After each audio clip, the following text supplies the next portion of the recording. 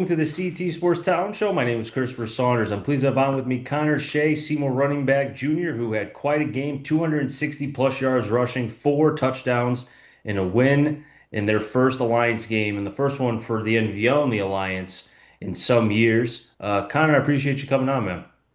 Thank you. Thank you for having me. When I saw the numbers and obviously what you put up, that was intriguing. And then when I watched the tape, and I just mentioned to you how you got all your touchdowns in the same spot between the center and the guards and all that. You said that the counterplay is kind of like the bread and butter, the key for the Seymour offense per se.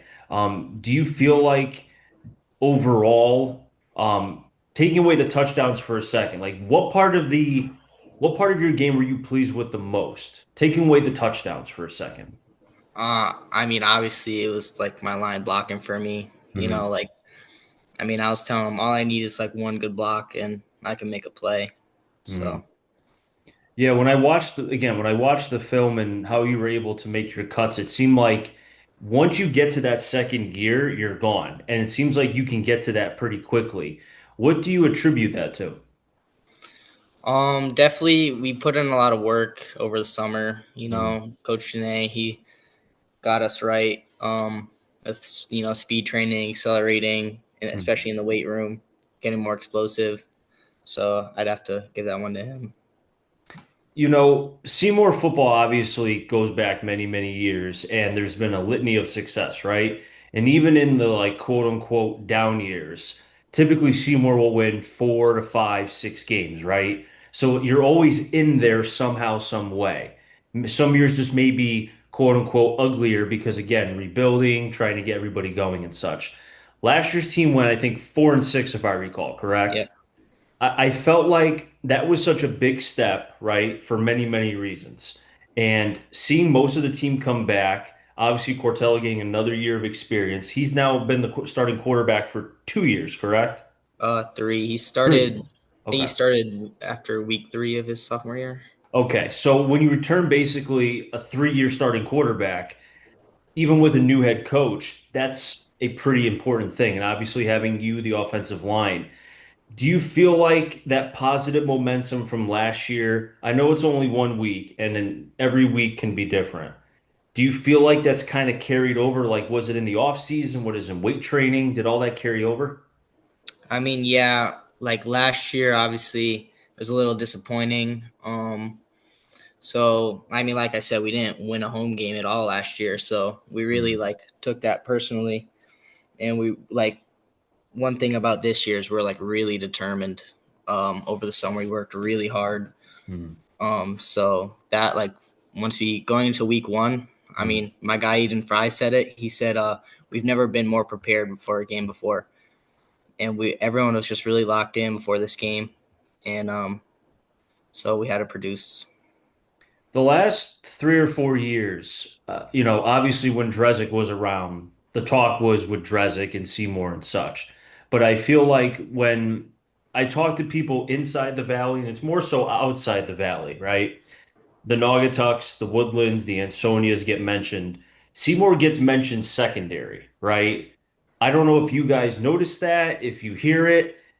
Does that, dumb question, but I'm going to ask anyway. Does that kind of put an extra chip on your guy's shoulder in a way? Yeah, definitely lights fire under us for sure. Like we want to be, considered that top team. So we saw like all these other teams getting posted, and you know, it may not seem like it like to everyone else, but we know that our team has a lot of potential, and we know that we are going to be good. What was the biggest thing you learned from last year? It could be positive or negative that you take into 2025. Um, One thing I learned last year, we really like last year. What it seemed like if we got scored on, we would like it almost seemed like we'd give up. And going into this year, I really thought like that can't happen at all Hmm. because we even proved that we were down by 1 point at halftime and we still came back and won. But it seems like last year, every time we were down, we just gave up. So we had to fix that. Was there a point in last year, quarter, score, game, whatever, where maybe you and the upperclassmen or the team kind of felt like, okay, we're starting to turn the page a little bit, even if, even if it wasn't a loss, right? But you felt like, okay, this is something that we continue to make, we made the mistakes or whatever it was early on, but we've corrected that. Anything in particular that jumps out to you? Well, we honestly, what really like stuck out is we had a really close game with Naugatuck going into halftime. Like, Naugatuck was a really good team last year. They beat Ansonia. They went 9-1, and it was I think it was right before the half. It was 7-0, and then they scored right before the half, making it 14-0. Mhm. And also, Holy Cross, they were a good team last year. We were down a touchdown at half. I think it was 14-7. But like I said, we just, if we're down, we kind of just last year we gave up a little bit. But And for a team that young like you had to be able to stay in with Naugatuck, who went 9-2, when you got a Holy Cross team that just missed the playoffs, but had a 4-year starter with Coet, had all those the offensive line, obviously Graves who's back, Kraft, so on and so forth. Like for you guys to stay with them, do you feel like in a way, it's one thing to say, okay, I believe I'm good enough. I believe that I can compete at the varsity level, but obviously you have to be on the field and trust yourself. Do you feel like even in those losses that it kind of proved to all you guys who came back, like, okay, we belong. Yeah, we made a couple of mistakes, but we belong with them. We can compete. yeah, no, that definitely crossed our mind. We knew that we were, just as good as these players, 'cause especially like we have a talented junior class. Like Mhm. a lot of us were coming back this year, and we knew we needed to really step it up, like because we knew we could hang with these big teams, but we just needed to prove it. What was some of the stuff you did as far as your training or your diet or anything like that that you kind of modified going into this season? Because I'm assuming there was more responsibility on you and the workload too, I would assume, right? Yeah, I definitely ate better. Ate more protein. I lifted a lot. Mhm. During the off season, really got right. I mean, even all my friends did. We all got healthy diets. We Mhm. lifted a lot. But I think that really helped.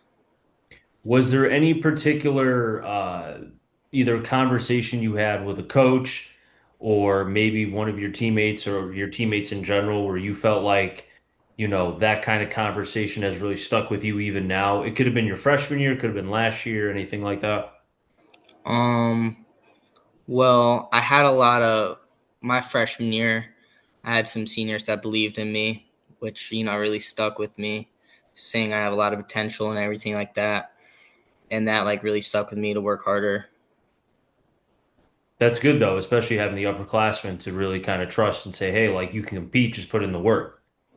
That's really, really good right there. Connor, I appreciate you coming on really quick before I let you go too. Week one's over. Now the rest of the games are within the valley.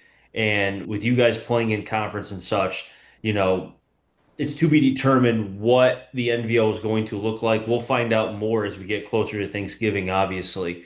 But what is the overall mindset with this Seymour Wildcat team as you go into week two and beyond? Um, just keep working, keep proving ourselves, because there's going to be a lot of people that underestimate us. That are like they don't, we just got to prove to everybody that we are a good football team this year, and we're really gonna do it. Is that kind of the motto or saying for this year is prove people wrong in a way, or is there anything in particular that you guys are saying? Well, we have a saying that says "roll cats," and so once the cats are rolling, we're rolling. I guess that works out pretty well. Connor, I appreciate you coming on. Congratulations on your performance in week one in the Alliance games, and best of luck the rest of the way. And like you said, maybe the Cats will keep on rolling. Starts with week two. Who do you guys have in week two? And Sonia. Okay, at Ansonia, or are you guys home? So it's at Ansonia, but there's been word that their field might not be ready. Because they have turf. Yeah, so we Okay. might play at our field. So, but that's I don't know. That's So if we'll that see. did happen, I mean, I feel like either way, if you guys play there, you guys play on turf anyway. So Yeah. there's really no difference other than getting the dimensions and understanding because like where the lights are and it's Mm-hmm. probably going to be obviously different than playing on the grass and whatever else they had. Mm. Sure. So, but hey, best of luck against Ansonia Connor, and we'll talk soon. All right. Thank you. Now, wrap things up in the CT Sports Talent Show. Next time, stay safe, man. CT stands, connect, talent, and drink, find them all. Enjoy the rest of your day, everybody, and be well.